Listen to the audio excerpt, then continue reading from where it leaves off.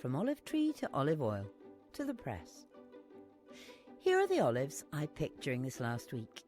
At the end of each day, I tipped out what I'd picked onto clean cardboard on the floor of a cool room. I raked them through every day to keep them dry and fresh. Once I'd finished the harvest, I loaded them all up into crates and took them in my car to the pressing plant. I had 8.5 crates full, which they tipped into one big crate.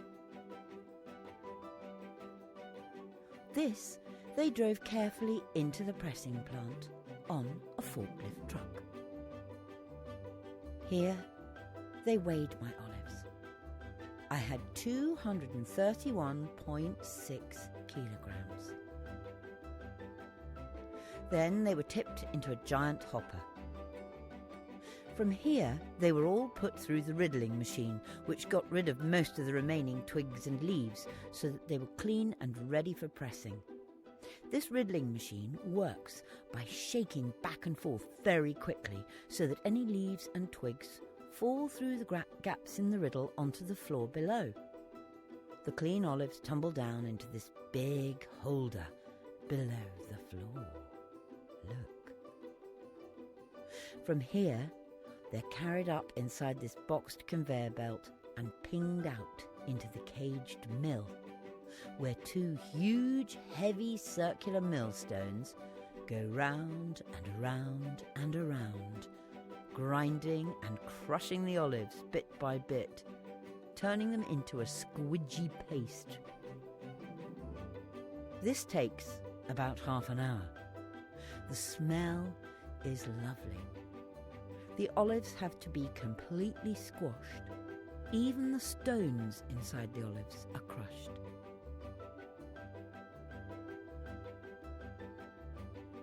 Maurizio, here with his broom, climbs up and makes sure no olives escape. We want every last drop of precious olive oil. When the olives have been completely squished, the olive paste is ready to be squirted out onto round woven mats. Alfredo controls the machine and puts an empty mat on top of the full one until he's done 4 of them. He puts one final mat on top and they get lifted together and put in one big pile over a huge metal spike. They look a bit like a pile of pancakes.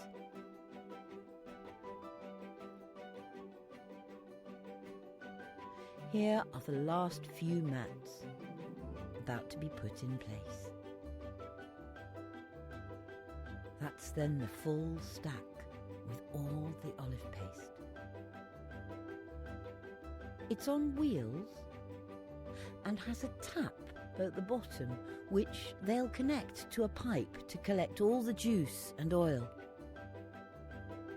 The pile of mats, when full, is really heavy. It takes 2 men to move it. They push it and push it and push it into place and carefully position it in the press so that the big metal spike is lined up with the hole above it. They start the press and the big pile of mats gets slowly pushed up and up and up.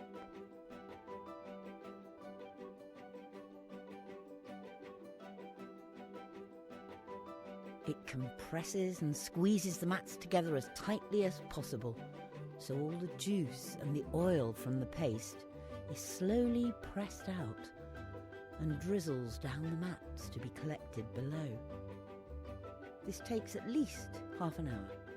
The machines in this plant are more than 35 years old, but this old-fashioned method still produces the best olive oil. If you look really closely at the juice as it drips down, you can see the clear golden flecks of oil.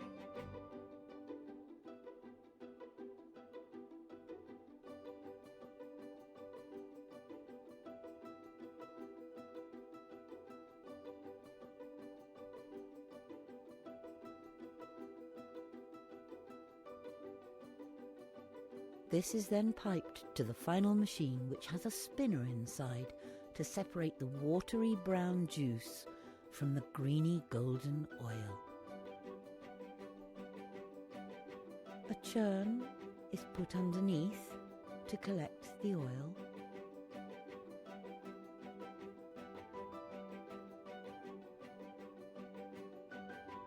This is the finished product. We like to call it liquid gold. And that's it, the end of all the hard work.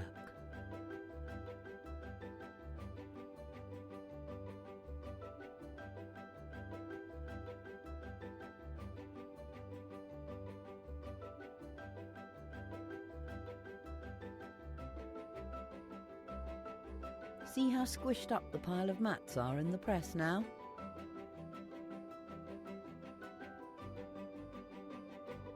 And that's a full churn of delicious fresh olive oil.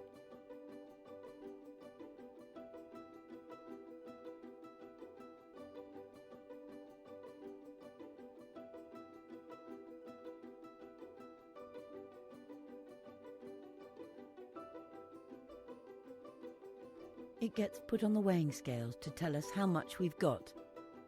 The last bit we'll put into some big glass bottles. I got 40 litres of oil in total. This is what the pancakes of olive paste look like once all the juice and oil has been squeezed out of them. Brown and hard and dry. They get wheeled outside and tipped here into a big pile. But they aren't wasted. These will be burned in a biomass boiler, making heat and heating water. It's good that they aren't wasted, and it makes for a greener world.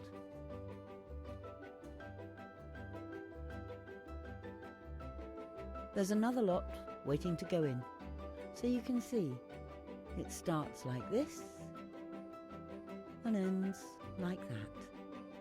And we get the oil, delicious drizzled onto fresh bread with a sprinkle of salt.